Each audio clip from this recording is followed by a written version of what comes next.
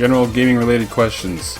Sky asks favorite JRPG, All asks favorite Final Fantasy, and I think someone asked me this previously but I couldn't find the question, so here we go. Top 10 favorite games, just get it all at once. Number 1 is Chrono Trigger. It's the best JRPG ever made. It's made by a dream team of game designers, and I love that game. My favorite game of all time. Number 2 is Fire Emblem, the first Fire Emblem on the Game Boy Advance. It's the first one I played, and that's how I fell in love with the series. And it's got great strategy, and great story, and great characters, and no dumb fan servicey elements. Number 3, Xenoblade Chronicles, the first one. It's a perfect blend of game design and storytelling, but I'll be making a video on that pretty soon. I'll go more in depth. Number 4 is Zelda Wind Waker / Wind Waker HD. I loved Wind Waker from playing the original version on the GameCube, and the HD version is just the definitive version, just the better version of Wind Waker. Wind Waker, I don't think it's the best Zelda game. I think Breath of the Wild is the best Zelda game in terms of quality of game. However, Wind Waker is the first one that I personally owned and played, so that's why it's my favorite one. Number 5 is Final Fantasy V. It's not the best Final Fantasy, but I do like it. If you've played either Bravely Default or Octopath Traveler, the job systems in those games are basically heavily based on the job system from this game. However, the best Final Fantasy, and number 6 on my list, is Final Fantasy VI. It's definitely better than 5. I think 6 is the best Final Fantasy game. However, I like 5 a little bit more just because it has a little bit more replayability with the job system. Even though in 6 you can, there's a lot of replay value in like which characters you pick for the party, because you have like 14 characters and you only pick like 4 at a time. But I love both games. Like, both games are amazing. Number 7 is Splatoon 1. It was my favorite Wii U game. I wasn't big into shooters before I played it, but the fact that it was team-based and the fact that it wasn't based off of kills and the fact that it wasn't first person made me want to try it out, and I ended up really liking it. Number 8 is Mario Kart Double Dash. This is again the first Mario Kart that I owned. Mario Kart 8 Deluxe is definitely the best Mario Kart that's been made. However, I just have, I guess, more of a nostalgic attachment to Mario Kart Double Dash, sort of like how I do for Wind Waker. Number 9 is Paper Mario: The Thousand Year Door. I don't know why they can't make a good Paper Mario game, because all they'd have to do is just make a sequel to this one. And number 10 is Monster Hunter 4 Ultimate on the 3DS. This is my first Monster Hunter game, and it's a really good game, you guys. I highly recommend the Monster Hunter series. Darth Justin 999 asks, how'd you get into gaming? And Johnny614 asks, are you a big fan of Nintendo? Do you have all the previous consoles? So my first console was between like essentially age 0 to age 9 was an NES. It was just the only game console we had in the house. I'd sometimes go to a friend's house and play other game consoles, but that's what we had. So we didn't have like a ton growing up. So I just had an NES with Super Mario Bros. 3 and Excite Bike and Countdown, like from Sesame Street, and then this game called Bump and Jump. And then also NES Soccer with like the River City Ransom characters, but it was soccer. So those are the games I had as like a young kid. And then when I was 9, I got a Game Boy Advance for Christmas, but like barely any games. I think the only 2 games I had for it for a year were Madden and Tony Hawk's Pro Skater, but like the Game Boy Color version. So I had those for a year. I'd play it like a little bit, but I just wasn't really huge in video games at the time. Then when I was 10, for my birthday, when I turned 10, I got Super Mario Sunshine and a GameCube for my birthday. And then for Christmas, which was like 2 weeks later, I got Sonic Adventure 2 Battle and Animal Crossing for the GameCube. And that's really when I started playing games a lot more. And I also got Pokemon Crystal and like some of the Super Mario Advance games and like Sonic Advance that year also. So that's really when I started playing games like a lot, to the point where my mom limited me. She's like, you get to play 2 hours on the weekends, not 2 hours a day on the week, each day of the weekend. No, just 2 hours for the whole weekend. So that's also how I got really good at video games, because I could only play for 2 hours each week. So I'm just like, well, I mean, if I want to make any progress, I'm gonna have to do really, really well. MBG Pan asks, what other non-Nintendo games do you play? If we're talking about games not published by Nintendo, then I'd go with Monster Hunter series and Final Fantasy series. But if we're talking about games on other Nintendo consoles, I think growing up we had a PS2 at one point, but it was more used as a DVD player than it was as an actual gaming console. I think the only game we had on there was Gran Turismo 3. So I played that a lot, and by played it, I mean I would grind levels on like the easiest race until I could like buy a super fast car, and then I would just like steamroll everyone with that car. I was really bad at driving. I didn't have a license at the time. I was like 12 or 13, so I was still really bad at driving. And that's the type of game where like you do way better at the game if you already know how to drive. id22 asks, what's your favorite franchise? Alright, this comes with like a lot of asterisks at the end being like, oh, it's this, but... And I'm gonna have to go with Fire Emblem. Mind Carnage asks, why? Well, I'll tell you why I like Fire Emblem. I played the first one like around the time it came out. When by first one, I mean like the first one to come to America. And I really liked how it was a character-driven story. I liked how I liked the tactics-focused gameplay. I liked the music a lot. I liked the fantasy setting, like the medieval and castles and stuff. And I liked how all the games were different, but all felt sort of similar, like along the same vein. All had similar themes. And I really liked, and I liked all the games as I played them, because I played each one around the time it came out, and I've liked all the games except for one of them, which I absolutely despise, which sucks because it sold a lot. Like, the game is Fire Emblem Fates. It's like a horrible game. I hated it. I mean, there were good things about it, but overall, every time I've replayed that game like at least 5 times, and every time I've just had a horrible experience, and like the story is garbage.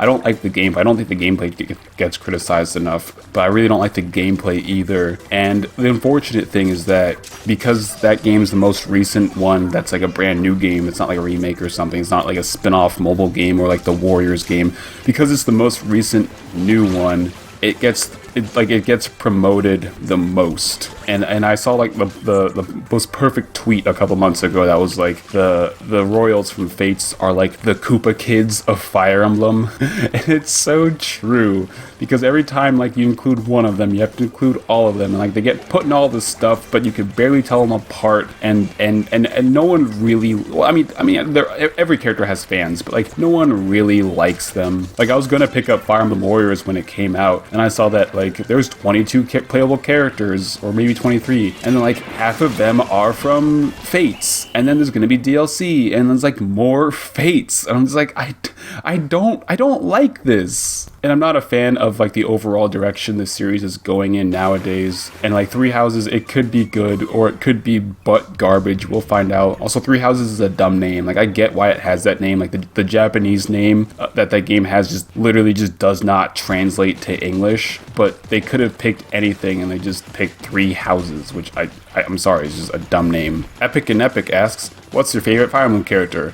I touched on this earlier, but I'm still going to stick to what I went with earlier and say Altina. You know, Fire Emblem, I mean, is full of great characters, except for the ones in Fates. Like, God, they were all so annoying. Really didn't like that game. But yeah, I just really like dual wielding, and dual wielding 2 big-ass swords is pretty dope. Kyle Wilbin asks, what's your top 5 reasons Fire Emblem Fates is your favorite game of all time? Alright, here we go. Number 1, the music. There's no denying that the music is actually like pretty good in Fates. Although I will say that like in Conquest, there's a lot of bagpipe. The optimal amount of bagpipe is 0 bagpipe, and Fates has much more than that. And then Birthright had like a lot of that traditional like Japanese flute, which usually sounds really good. It just had like a little bit too much of it, I feel like. Like they just overdid it a little bit, but overall the music's good.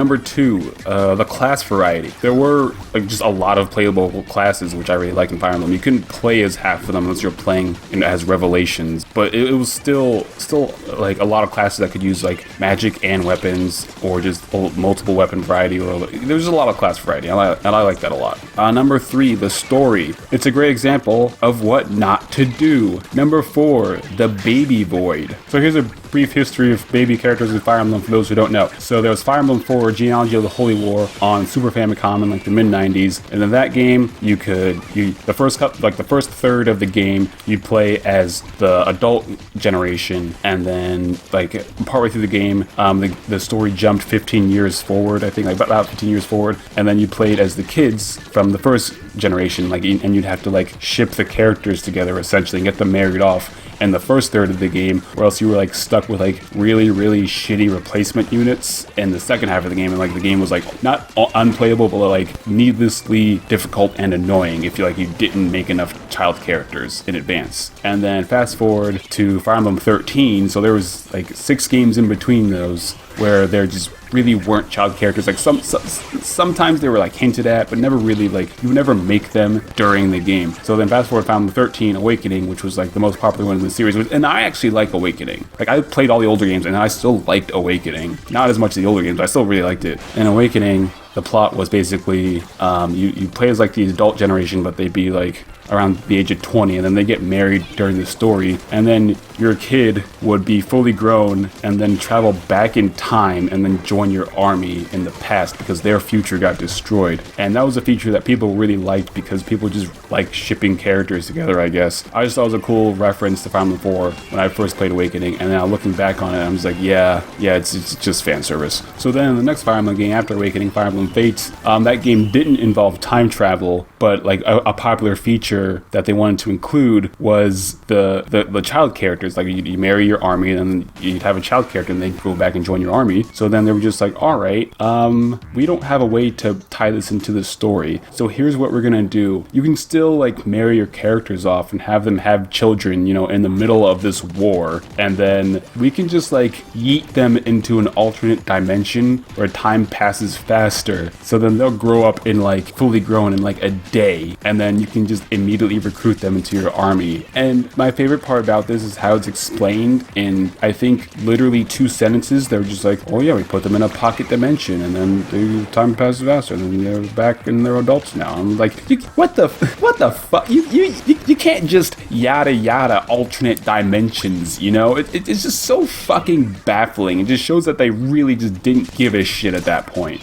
But it still felt like you had to use that feature. At least in all my playthroughs, the adult generation would get just the shittiest level ups, and then the kids generation would have like ridiculously like jacked stats. So I felt like I just had to like make as many babies as possible and then like bring in the kids to replace my current members of the army like it's fucking college basketball and have this team of freshmen just like dunk all over the enemies. This is so fucking stupid bullshit, and I just really don't like this game. Number 5 reason why Fates is my favorite game of all time. The characters. They're all real stupid and make me feel better about myself. Like literally their plan and conquest is to commit genocide so that we can make our dad sit on a magic chair so that we know if he's evil or not. Like what the fuck? Like the characters in Awakening were like kind of gimmicky but still entertaining, but in Fates it felt like they were all Awakening rejects. Like all gimmick and no substance, and all the supports were just talking about food. But I'm sorry, that's enough of a tangent about Fire Emblem Fates. I get really upset about it because it's my favorite series, you know? Kai Wubin also asks, what are some unforgettable moments in your personal history with gaming? I don't really know. No, I'll say 2. First one is in Wind Waker, beating Puppet Ganon for the first time. Because if you've played Wind Waker, he has like 3 forms, and the first 2 forms are pretty easy.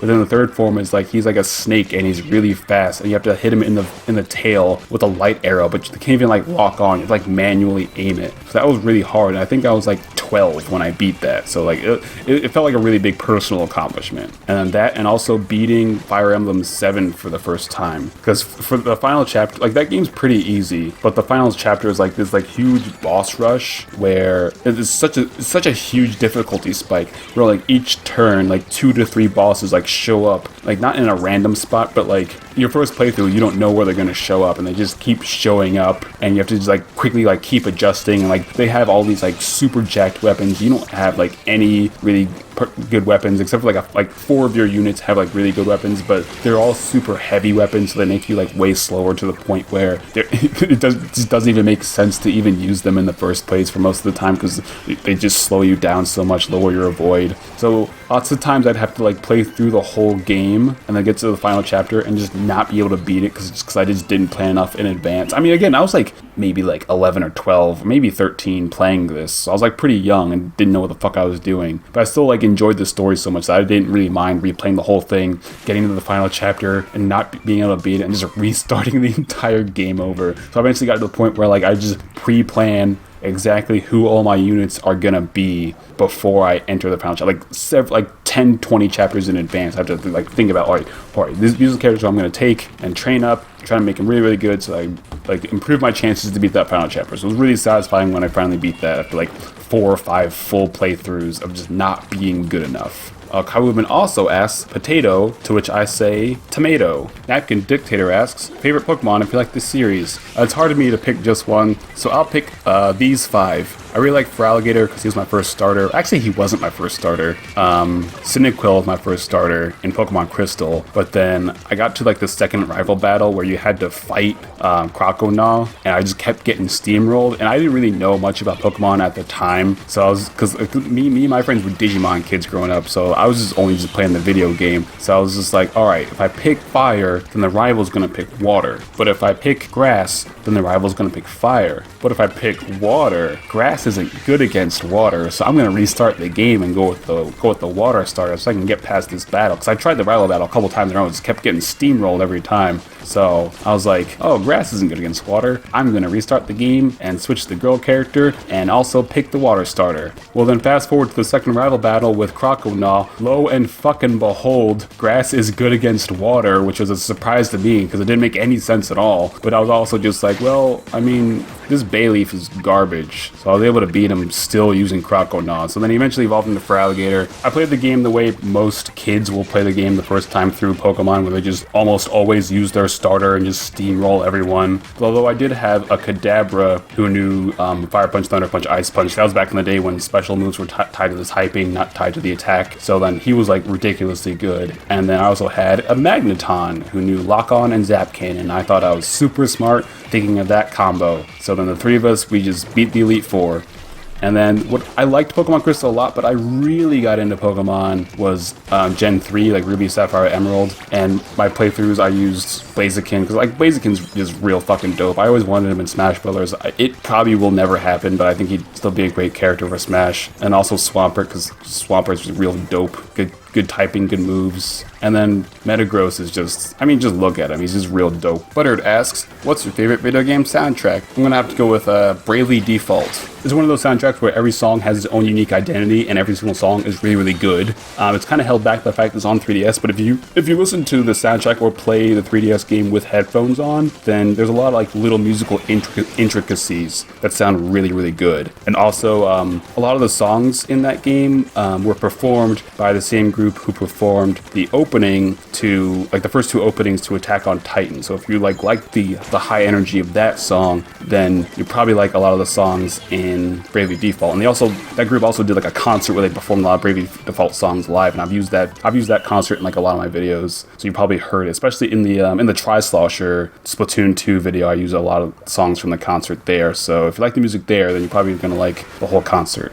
Taco Meat 17 asks, if you could port one game to the Switch, what would it be? I'd port Tokyo Mirage Sessions. I haven't played TMS. I've heard it's good, but I also don't think that I'm the target audience for it. I don't think I like it, and that's okay. Not every game's for everyone. And it's really hard for me to pick one game to port to the Switch. But if I had to pick one, I think it is kind of a matter of time when this will happen, but I really do think there should be like a Wind Waker and Twilight Princess like dual pack, like the HD versions, just put them on the Switch. Like that, I'm sure that'll happen eventually, maybe like on a bit of like a lull year or something. It'd be pretty easy ports to do, I feel like. And while you're porting Zelda games, you might as well port Ocarina of Time 3D and Majora's Mask 3D and just increase the resolution a little bit. It's not too difficult of a thing to do. Also, Hunter Generations Ultimate did it, and it looks fine on the TV. And while you're porting 3DS games, might as well throw on Link Between Worlds and Triforce Heroes on there, just because like I think Triforce Heroes, I think it has potential, definitely. And then also Four Swords Adventure Remake for the Switch. That I really liked that game. I had the GameCube version, and it was really hard to play multiplayer. I think I only played multiplayer like a handful of times just because each person needed their own Game Boy Advance, as well as a cable that connected the GameCube to the Game Boy Advance. And those cables were like $20, and that was like early 2000s. That would be like closer to $25 or $30 now. So yeah, it was really hard to play multiplayer, but the times I did, it still was like a lot of fun. I think adding online to it would just make the multiplayer process a lot easier. So yeah, just put all 7 of those games onto the Switch. This is definitely a thing that will happen. And then for games on other consoles that I think could run on the Switch functionally, 2 I really want to play are Nier Automata and Persona 5. I've heard both those games are like really, really good and probably could run on the Switch pretty decently, so I'd love to see those on Switch. And then for Wii U games that should be ported, I think Wonderful 101. I played that game, I really liked it, but it'd be hard to port to Switch just because like some of the forms, I forget what they were called. I think they're called like Wonderized. Some of those were kind of hard to make with the right stick, because you could either draw it on the tablet or move it with the right stick. Some of them were easy to draw with the right stick. Some of them were like almost like impossible to draw with the right stick. I just have to like draw it with my hand. on the screen real quick, but I think it could work. And then Xenoblade X, I think that game would be regarded as like one of the greatest games of that generation if it hadn't been on a dying console. I've heard one interview that was from a Monolith Soft developer that was like, oh my god, we would love to port Xenoblade X to the Switch. And then a different interview more recently that was like, porting Xenoblade X to the Switch would be very, very difficult. So I don't know if it'll actually happen, but I'd love to see it as well as a remake of Xenoblade 1. But and then another game, I think it's just a matter of time. It's not even like a maybe. It's more of like a when it'll happen, not if. Is Super Mario 3D World. In fact, I'm kind of surprised it hasn't already happened, or at least already been announced. But then again, I wouldn't be surprised if there was a Super Mario 3D World Deluxe where they like put in Toadette, but then take out like Rosalina and like a chunk of levels, because that's just what they do, I guess. And then GameCube games I think should be ported to Switch or remade for Switch are F-Zero GX, which is just like, there hasn't been an F-Zero game in like 15 plus years now. I loved F-Zero GX on the GameCube. I really think F-Zero needs to make a comeback. Like I always thought of Mario Kart as like the casual racer, and then F-Zero has potential to be like the more like hardcore racing game, I guess. I don't really know if there's like a market for that's not tied behind real cars, but I still think F-Zero is a great franchise. And then Paper Mario 1,000 Year Door, I don't know why there hasn't been a good Paper Mario game in 15 years. They made Paper Mario games, but like they're all terrible. Well, actually, that's not true. Super Paper Mario was okay, I heard. Actually, I heard it was pretty good, just like not an RPG, so that's why I didn't play it. And then Fire Emblem, Path of Radiance, and Radiant Dawn, those games should be remade as like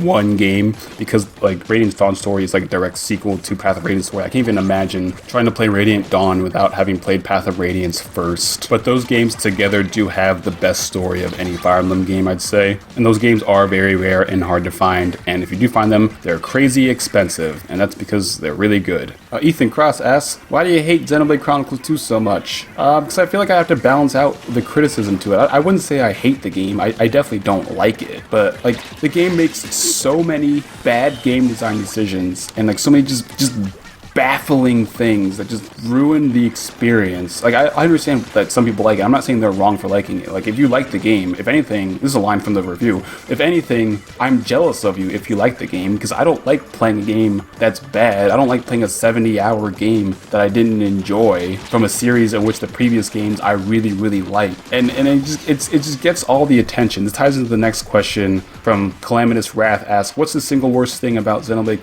Chronicles for you? It's the fact that it's not even compared to 1 or X. On its own, it's legitimately not a good game, but it gets all the attention and so much praise. I've seen it like near the top or at the top of like, oh, best games on the Switch. Oh, Xenoblade 2. I'm like, what the fuck are you talking about? Like, did we play the same game? It's just like really not good, and I don't understand why people like it so much. Well, I mean, I understand some of the reasons why, because it has big old titties in it. It has a bunch of wacky anime bullshit. I don't know. I'm saving this for the review. I'm not going to go off now. But yeah, Calamitous Wrath also asks, what's your opinion on the Torna DLC? So I did play the Torna DLC. I didn't plan on making it until I decided to do the review series. And that's when I'm like, well, I should play the DLC because it's basically its own separate game, even though it's running off the same engine. It's a prequel to Xenoblade Chronicles 2. And I will say, it is significantly better than Xenoblade 2. However, it does make some things that like make the overall experience slightly negative. So it's like, I wouldn't call it good, I would just say significantly less bad than the full game of Xenoblade 2. Tav Arnold asks, when will we see a video on how to play Inkling in Ultimate? Well, I'll tell you, I am butt garbage at Smash Brothers, and especially Inkling, who's a super technical character. But maybe if I learn Inkling, then I can make like a video similar to like my Splatoon weapon guides. Maybe like more of a jokey video about like how to play Inkling. But I don't know when that'll happen. Super Neo Dude asks, how have you been doing in other games you play? And also stay healthy. Well, thank you. I hope you have a nice day and stay healthy too. Other games I played, I don't have time. What this horrible habit I've been falling into is like seeing a game on the eShop and putting it in my wish list, and then seeing it on the wish list, but it's on sale. I'm like, oh, it's on sale, I gotta buy it. And like, there's so many games that I haven't played. Like, note to self, put the list of games that I've bought and downloaded on the Switch that I haven't played yet that I really want to play. So I'll get around to them eventually. Maybe hopefully when I start streaming, I'll finally get around to playing those games. Because making a video about them will motivate me a lot more to like actually get around and like being sure to make time to play them. Soul asks, what's your favorite way to get knocked back by me during a hunt in Monster Hunter? It's when I use longsword. No, it's when you use insect glaive, because your fucking big old stick just like whacks me in the back. Questions about me / other. Basically, these are questions that didn't fit it into any of the other categories. Alright, Josiel Casares asks, what D&D class do you like playing as? Alright, if I'm feeling basic, I'm gonna go for a half-elf ranger. But I'm gonna go Horizon Walker from Xanathar's Guide for like a little bit extra jazz. But if I want to be fancy, I'm either gonna go the ASMR? I don't know how it's pronounced. ASMR Eldritch Knight or a Tabaxi Assassin. So I just want to be like, oh, don't mind me. I am only little cat person. Backstab, sneak attack. Dead Memes asks, during the 52 gal video you said you had to run a marathon, how'd it go? Well, it was only a half marathon and I survived. It was in Syracuse, New York, and it was in November, and if everyone's ever been to Syracuse, it's very cold. So like during the marathon it was 30 degrees and snowing. But you know, I survived, and now I've been taking a break from running since then, but I'm gonna do one full marathon and then never run again for the rest of my life because I hate it. Mango and Evan Benton both ask, when are you gonna do a face reveal? I don't know, maybe at 100K.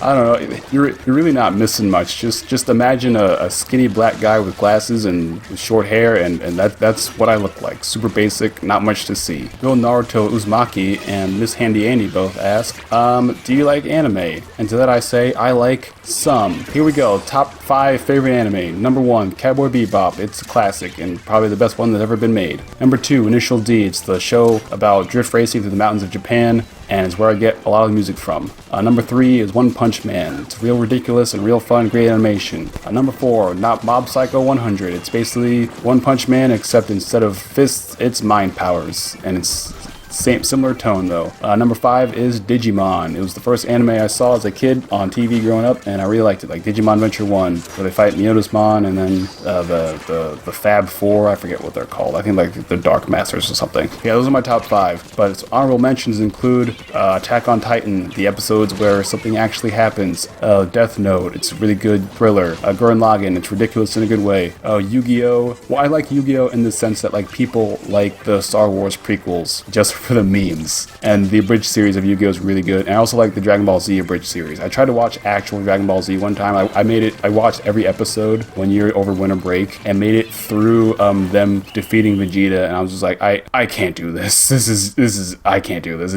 No. Eggroll asks, are you an Epic gamer who plays the Epic games made by Epic Games? You bet your ass I am. But actually, I know this is like more of a joke question, but speaking of Epic Games, I did try Fortnite once, and that was enough because it was one of the worst experiences I've had playing a video game ever.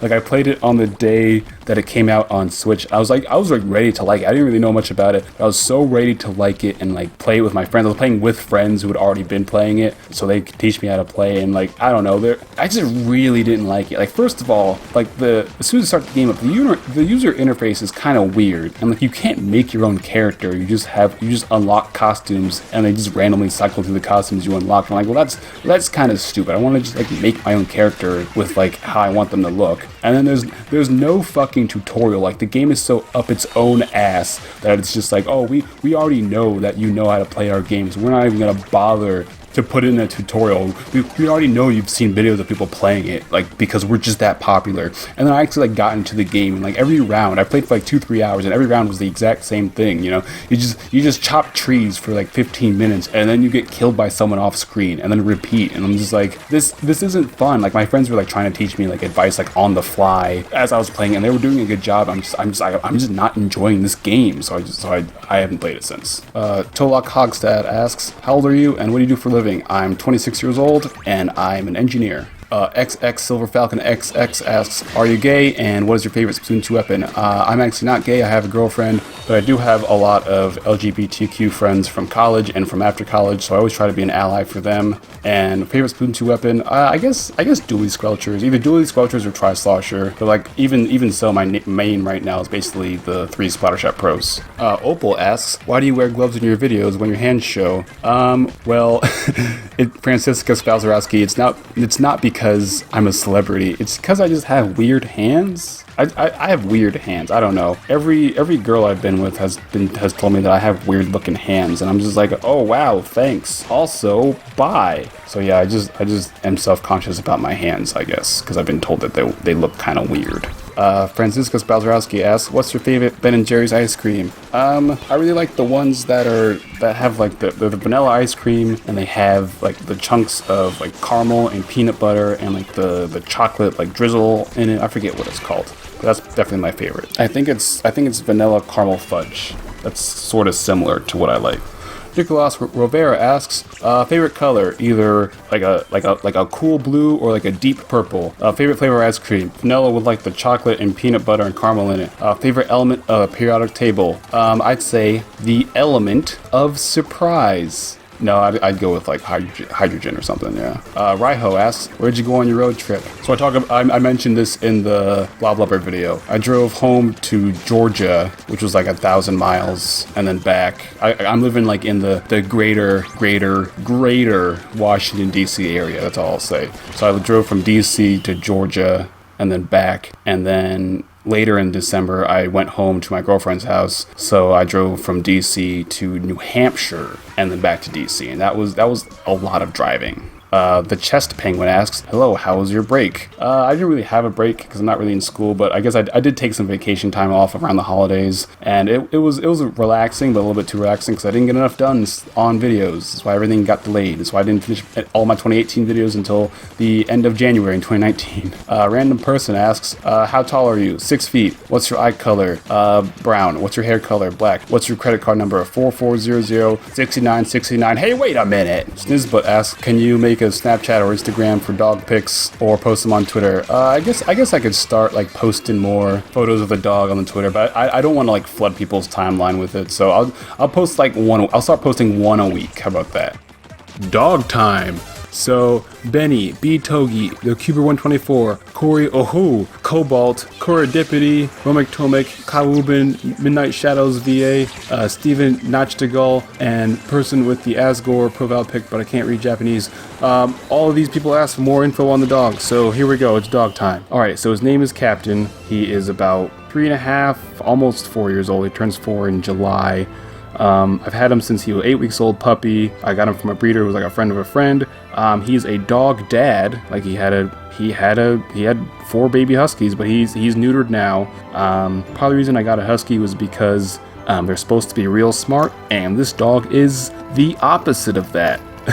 he's just real stupid, but he's very, very friendly. And part of the reason he's so stupid is partially probably my fault. I'd watched other people's dogs before, but this was the first dog that was my dog, so I learned a lot on the job, but I probably could have done a better job at training him and teaching him not to be real stupid. But he is really good at sit, shake, and down in that order, and sometimes he'll do stay. Sometimes, but he won't really come when you call him. But that's kind of a lot of huskies. They're a very independent breed. Because he's so stupid, I've been trying to use him less in videos, and like if you ever seen like 10 seconds of footage of him, like getting 10 seconds of footage of him is like an hour of real life trying to get him to just do like one simple thing. But to talk positively about him, he is very fast. Like even at like 6 months old, he was definitely faster than me. I used to run track, so yeah, he's fast. And yeah, I'll definitely start uploading like more pictures of him to the Twitter. But honestly, I don't want to flood people's timeline with a lot of dogs. Maybe like one picture a week, starting when I finally upload this.